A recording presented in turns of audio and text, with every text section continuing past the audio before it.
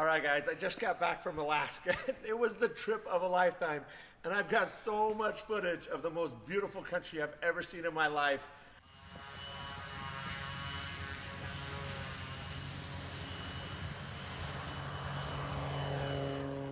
I exploded a tail wheel, smashed my rim in half, couldn't get another one. I had to fix it in a parking lot in the hotel room for the competition the next day. I did make it. But this video is not about Alaska. There's hundreds of hours. I got to put it together. Right now, I got another project that's got to get done before I make those videos. The suspension on Draco has always been a problem. It's not been Draco. It's every wheel out there. The shocks keep going flat. I was packing around 100 pounds of tools all over Alaska, and my strut pump and seals are going out. Plus, there's no damping. The wheel has a lot of walk to it. There's a lot of issues with the suspension that's always driven me nuts. So it's time to fix it. I got less than a week. I'm going to Livermore, California to do a stole demonstration, stole contest. So I got a lot of work to do. I got to do some design, engineer it, draft it in the computer, machine a bunch of parts, weld it, then build some carbon fiber molds for it. So I got a lot of work to do. It's going to be fun. I got less than a week to do it, so I better get to work. So I went home after thinking about doing the suspension system, and I spent all night drawing up ideas because I wanted Draco to be able to squat down, magnetic lock in the squat position, then launch, let both indicated airspeed and a minimum ground speed both hit a relay switch, and if both activate, it would release the suspension and bounce it off the ground. I designed it all, and it can work. Here's the problem. By the time I put in the relays, the magnetic locks, change the suspension, I could use an air suspension that could squat and release. I would have to take out all the damping for the rebound so that it wouldn't just release and kind of move up slow. To get it to actually improve my angle of attack and launch Draco off the ground, I would need it to like bounce like a car. Pump me, baby! Yeah! Oh, yeah! It would come down and smack equally as hard. And bounce along. It wouldn't come down nice and soft with suspension. So I thought, well, I can engineer around that. So I played with ideas how to engineer around that. A sequencing valve, I could turn on and off dampening and put it all together. I figured out how to make it work. And it's like 100 parts between pumps, valving, relays, sequencers, air pressure switches, everything to make it work and be safe and reliable. It's going to weigh 200 plus more pounds. Dang it. So instead, I'm going to fix my angle of attack, maybe, later. Find a better way to get the angle of attack, get Draco off faster, but it won't be a springboard launch, but it sure is fun to play with the thought. Maybe someday. I'm getting back to work. I got some gear to do.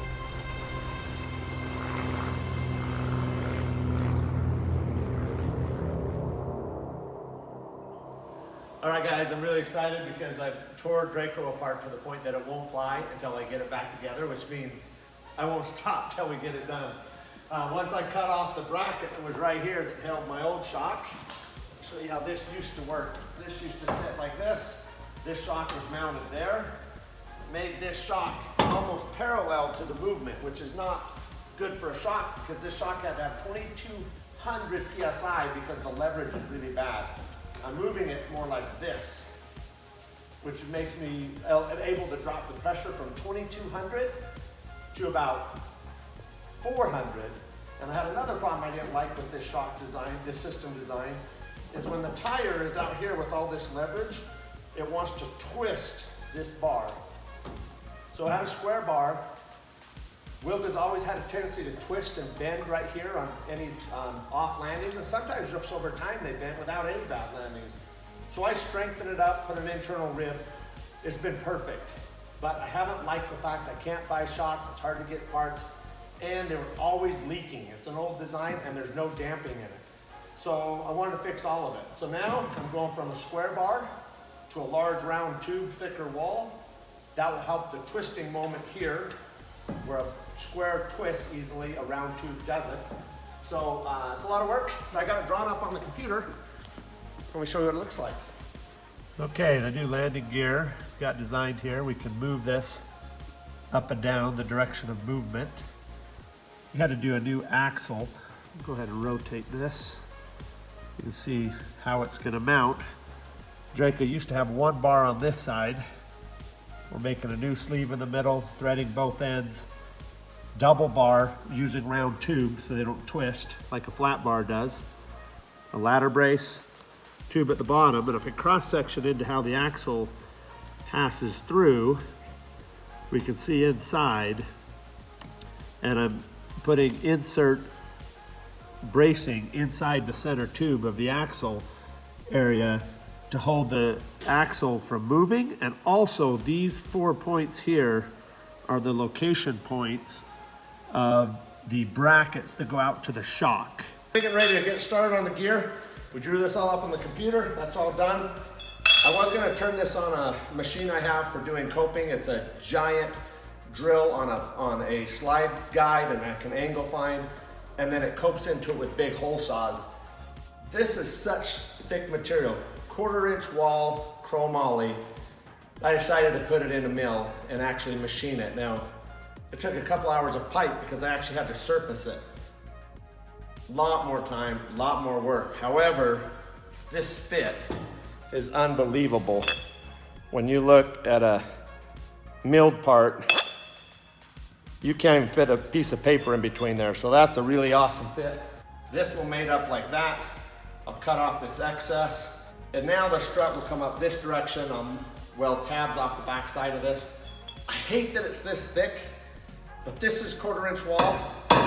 And this is the most critical point. If I were to bottom out a landing, really screw up or drop it in hard in a big rut, this is the area I don't want to break. So I'm gonna give up a little bit of weight, but it's gonna be awesome. So let's get back to work. I'm gonna weld this up. I'm sure someone's gonna ask what this kettlebell is doing on my prop, but I have cut my head open so many times by the prop sitting at this angle and me standing up into it. And I figured if I put this weight on it, it's always hanging right and I can walk right under it. So since I did this silly thing, I haven't hit the prop once. Well, I bumped into it with my shoulder maybe, but at least I'm not splitting my head open anymore. All right, what we got right here is McDonald's, my fuel. We got our welds. So this has got 2 layers. So the first layer was in tight, and then this is the second pass. Build a little more meat since we're such a heavy gauge. Pretty happy. Actually, I'm stoked. All right, we are about done. This is the new knuckle for the upper part of my new suspension. I've got pinholes in it so I can put a cotter pin in. We machine the threads for a nut, the grease points, the back plate. I'll have a knuckle off here and a knuckle off here. I can't wait to get this on Draco. It's gonna be awesome. That worked. Before, after. I'm really happy about this. This shock worked, well, I'd like to say okay, but it really didn't. It worked great if you're landing on asphalt. It was horrible if I was landing in the backcountry. There's no adjustability, no ability to change shims, to change the compression or the extension, valving at all. So this was really just a big giant air spring and it just bounced like crazy. And if I landed in the backcountry on any rough terrain at all, you'd hear this tail end bottom out here, bottom out on the top, and then go back and forth and just bang, bang, bang. And it drove me nuts. There's a better way, so we've done it. It's now finished. I'm really excited to get this new shock on. It has full adjustability. I had to take it on and off probably a dozen times. It's like a little bit of voodoo magic. I used to do a lot of it in my desert racing days, so I really feel like I'm pretty quick at it. I finally got it dialed in, changed the up shims, the down shims, the pressure rates, and then you change the oil level and you can adjust how fast it changes pressure. This shock used to be closer to 1,000 pounds, anywhere from 600 to 1,100, depending on the terrain I was going into. This one I'm only running about 500 PSI, but I can change how quickly it goes from 500 to 1,000 or 1,200 by changing the oil level in it. I've finally got it all done and I couldn't be happier. I can push down on this, put 2-3 people on it, bounce it, and it is absolutely slow, fluid. The rebound is perfect. I'm not gonna get any banging on this anymore, so I'm really excited to get this done. And it's time to get back on the front, get the new front suspension done, but the back, I didn't make it twice as good. I'm telling you, it's like 10 times better. So I can't wait to get in the back country and actually play with it with some real suspension on it. So the tail's done, and now I'm on to the front end. Just finished these up this morning. So this is a new knuckle axle for the front of the gear. I made this out of 4140. It is heat treated because I've got threads on it, and I don't want this to move at all. And it's also acting as bearing bushing, and so I needed it hardened. So that's what this is. I'll show you how that goes. Had to machine the threads to handle this extra large castle nut. But the way this works is we machined these knuckle weld points. If you look inside there, I've got these bushings. And I made this out of 932 bearing bronze. So this is actually designed to be bearing, but if you come look real close, see this swirling groove inside, it spirals around it. So what this is for is when it's in here as a bushing bearing, that groove allows me to put a machine in an MPT pipe thread to put a greaser on here so I can grease it, pump this full of grease. The inside of this, I made a chamber about an 1/8 inch reveal around the middle so that the grease could go in from the bottom, squeeze around the side, work its way out to the bronze bushings. The groove that spirals on the inside allows the grease, even though there's only 0.02 of an inch clearance between it and the next part, the grease can go into that groove and spiral around the entire bronze bushing and put 0.02 of an inch of grease around it. And that every time it rotates, that spiral allows that filled groove to re-lube the inside of that. So none of these things are available. None of these sizes are available. So we literally had to make every single part, and that's okay because we get exactly what we want. These just slip together like this. If you look in close, you can see this is the grease point that lines up to the greaser, and this will be what attaches to there. This goes on this side, and that goes on here. This will then line up like that. And I just got it temporarily set right there. But this will be in the new gear assembly. So this will all get put on the plane. Now, if you look at this pipe down here at the bottom, all these holes through here, the reason for that is I'm making a brand new axle. The axle used to only hook to one leg attach point and hang out. It had a lot of leverage on it.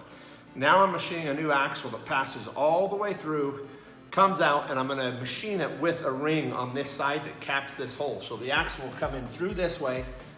Everywhere there's a hole, it will go from 1 1/4 inch axle, and it'll have a 1/4 inch flange that goes all the way out to these holes, carries over back at 1 1/4 inch, flanges out to these holes, back to a standard axle, flanges out here, standard axle, flanges out here, and then a cap that closes this end, and the axle will carry. The purpose for that, these are the parts I machined for my new shocks. They get welded exactly on those hole points. This is so that any kind of compression, load, extraction, impact, if I really screw up a landing, this makes sure that I can't collapse this tube because of this bracket into it, because it's gonna be right here, welded on to the same point. There's an inner ring. So I've got anti-collapse points, the new axle. The axle has more leverage so it can't twist. It's dual barred, dual bushings. So I'm really excited. It's more than 200% stronger, twice the shocks. I really should be able to screw up my landings, which I'll probably do at least once or twice. But this should just eat it up and keep it really smooth on the most hostile terrain and biggest rocks. So that's what I want Draco to be able to do, is pound it into rocks and cobblestones and riverbeds on the edges that I normally would never be able to. So that's the purpose of all this suspension. I'm gonna get back to work. All right, I got one side tacked up. This one went together just as perfect. The tolerance is spot on. I've got everything clamped in place. These are the grease certs that when the gear goes back into position back this way, it'll be on the bottom. Time to weld it up, we're getting close. All right, everything's going really fast today, so I'm really excited about it. Both of the trailing link gear is all tacked in place, ready to go. I'll burn it out after I get everything wrapped up, but they're ready to go. Now I'm gonna weld on these brackets I designed in the same time as the computer. You can see they're not actually symmetrical. This bottom level side is so that the shock can travel back and forth. This is the shock mount and not hit right here. So I had it all 3D modeled so I know I'd get it right, lighten it up with some lightning holes. And then since I know exactly where the shocks are gonna be, I was able to get the spacers, machine some simple aluminum spacers that I can put in between, and I know exactly where they gotta be. I'll put this nut on here, tighten it down. And when I tighten this all the way, all 4 of these will be the exact spacing. They'll also be plumb and square so that none of them are out of alignment. So sometimes when you're trying to weld a lot of these things, they'll kind of twist and move as you weld them. So I'll get these, torque them all the way tight, put them on the bar, and then weld them all at once. And then I know my shocks will be perfectly true. Let's see how they work. This is the way the gear is going to travel. Haven't got the axle in it yet. Everything's just tacked. But this, I can weld that just like that. And then this suspension shocks will go from here to here. And the way this will work is this can now trailing link and traverse this way, back and forth. You can see how the holes perfectly align with these locations.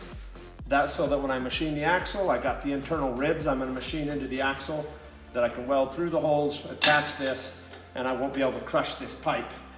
This same part will work for up here, and I'll be able to weld that right there for the upper shock mount. So it's going perfect. I like it when it goes this good. Let's get back to work. All right, so it's only about 8 o'clock at night, so we still got lots of time left to keep going for a few more hours at least, and hopefully even just finish these axles up tonight. This is Draco's new axle. It's the last part I need in the entire assembly for the new suspension for Draco. So let me show you what I got. This right here is already axle hardened material, so it takes a lot more time to cut it, but it's out of one big giant stock. We've got it cut down. We've got the locations for the bearings right here. We got the threads in. And then we're going to start machining the rings that will weld into the center of the large shaft. It's going to take a little bit of work. Probably the hardest part is boring a hole all the way through what's going to be about that long by the time we're done. So I hope it goes well. Let's get back to work. All right, so it's only about 11 o'clock at night. I don't need to be to work until about 6:15, 6:30 in the morning. I got meetings starting sharp at 7. So we got tons of time left to get a lot done. So right now, the lathe is running all on its own for a while, taking down some meat on one of the axles for Draco. This rusted looking thing right here is gonna be another one. Unbelievable how heavy this is. But we got a lot of meat to turn down. That's gonna turn into the other axle. It looks like rust and junk, but that's a piece of hardened material ready to go, so I won't have to harden it when it's done. I got Draco's old fork here instead of the new twin design because I'm just double checking tolerances on where I set the bearings last time. I also brought down my Airframes Alaska bush wheel so that I could double check the bearings inside and really make sure I got exactly what I want. And then while the machine is over there turning an axle, we can still work right here. So this piece of metal right here, we're gonna cut it again this way. And that is gonna become this part right here. I'll zoom in on it here. And this is the new brake system. So normally you got small calipers and you can go to the extra large calipers, which is what Draco had one set of. I'm doing twin calipers. So while I'm building the new axles, and getting everything done. I'm gonna machine up some new caliper holders to hold twin puck large calipers on two sides. That'll give me a lot more finesse in my braking, a lot better braking ability. I won't have to put so much pressure. So we can cut this in the mill while the lathe is running, turning the second axle. We got several hours to go, but no problem. Let's get to work. All right, it's not quite 2 in the morning. We've got the axles are done, and you can see the way I've got it done. I've got the nut here, bearing sleeves. This is where the brake calipers will attach. Then it tapers up thicker just because I stretched this axle a little bit for the 35s, get just a little more clearance on the knuckle right here. And so I enlarged as it came up. Right at this point, it's got 2 steps in it. One will go to the outside of this pipe, one will go inside it to make sure it centers up. These discs will line up directly with the shock locations. That's the axle ready to go on. And it's gonna be a little bit of a tight fit. So I'm gonna do a little bit of sanding. It's just about perfect. I gotta take some burrs off and clean it up, slide it in, and we'll get it welded. So back to work. All right, so I just got these done. I just got them coated. I did nickel plating on it. It actually keeps them from rusting. So I'm gonna get these on. I did an insert here, about 40 thousandths, exactly 40 thousandths deep, to help me center this up for the alignment. This goes on here and then snaps in there. I can clock the brakes where I want them, run the lines, and then drill these holes for the attachment. Finished machining these up, and about 3:30 or 4 in the morning, and already got them coated. So the guys over at the coating place, they did it while I waited, so that was awesome. Those guys are great. Now I gotta do a lot of hand sanding and body work because my gear legs no longer have fairings that fit. So I've got to build a rear carbon fiber piece that wraps in between here, a front carbon fiber piece that fits all the new shapes. And since this side and that side are mirrors, I can't use any of the same molds, so I gotta make 4 one-off rounded parts that tie into everything. So I'm gonna use some foam, some cardboard, a lot of elbow grease, a lot of sanding, and my goal is, I'm halfway through the day already. I'm gonna try and get them done today or tonight sometime before I go to sleep, and then get it to at least to a point that I could do body work first thing in the morning. So that's my goal. Back to work. So I'm getting close. This is the back part I made. Turned out really nice. It bleeds in good. You can see the line area I made for the brake line to come through the bottom of it, the overlap of the next part. So I've made the rounded front. I've got to make a really crazy shape right here. And so to do that, it looks like a giant mess, but this is the trick. I just put a cardboard box around it, taped it all up. If you look inside this hole, you can just see I'm just gonna pour expandable foam in it, let it fill up, come over the edge, let it dry, rip it all off, and then just contour shape around the pipes, the carbon fiber I've got on, and bleed it to the back part. So it's kind of crazy, but it actually goes pretty good. So I'm gonna get it foamed up and get sanding. I still wanna get done tonight, so back to work. So this is what it looks like when it's all foamed up, and this is my favorite tool. So this is where it's more like artwork. Is this is what I use to just kind of cut off little amounts. I get to this point, I'm going to do it all with sandpaper, but you can cut this up so quick. It's just a fast way to shape it. Anyway, I'm going to just get sandpaper out and start molding it. When it's what I like, we'll throw carbon on it. We'll get these parts done. Back to work.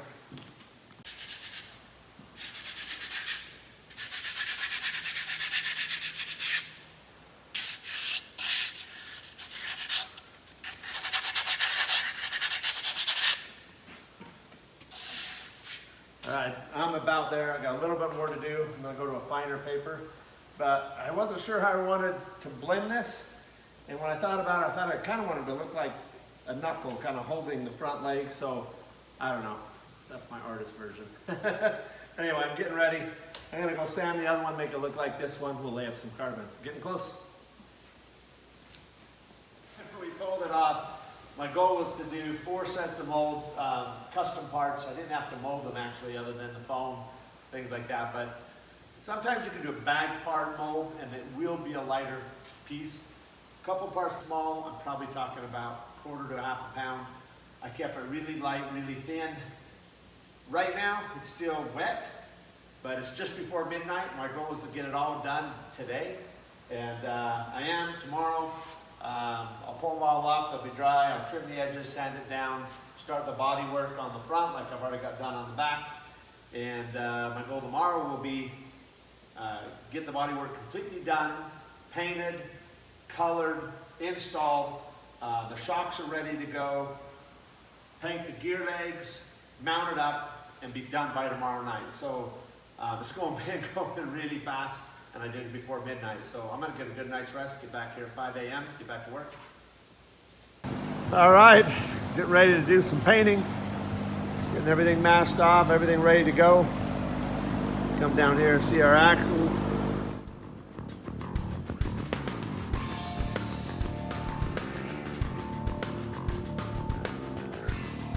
I'm excited. All right, so it's going really fast today, actually, because I got a lot of body work to do, carbon work to do, sanding, primer, paint.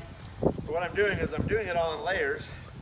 So I'm never waiting, I'm never stopping. I got everything staged. So this part's in body work. This part's in first coat of primer. I got to do more body on top of that. The gear legs all geared up, and we're in primer on this one. We're in paint on that one. So what I'm doing is I'm just going from any part. Anything needs to be wet, I get it done, move on to the next thing. By the time I'm done with whatever I'm working on, I go back to the part that was wet and I go back to work. So I've been going about 12 hours nonstop, and it's going awesome. So I think if things keep going this well, by the end of the day, this will be back on its wheels, and I'll be ready to try it either tonight or first thing in the morning. So back to work. All right, so I'm getting close. I wanted to get this down and even flyable tonight. It's not gonna fly tonight because it's 11:15. But I'm getting really close. We got everything painted up. I got my new twin king shocks per side on. Brakes are set up. Everything's ready for the bearings. I'm gonna start routing the brake lines. I've got the 2 fairings that close out this front end that we custom made. They're done with the last step of primer. I gotta wet sand them, throw color on them, and then I can clamshell in the brand new parts we made. So I'm not gonna be able to fly tonight, but it will be done tonight. Tomorrow morning, Draco's gonna go out and try on his new suspension, so I'm really excited. Might be a late night, but we're gonna finish it. All right, it's been an awesome day. Everything went really fast. It still took a little longer than I thought because it's almost 2 in the morning. And I finally got it on its wheels, but it's down, it's on its new suspension. Brakes are done, I put new pads on. Fairings are drying up, so tomorrow we're gonna go fly it. So I got a couple more hours left in me. I got a big mess to clean up, so I'm gonna get back to work. Okay guys, it's been a crazy long week.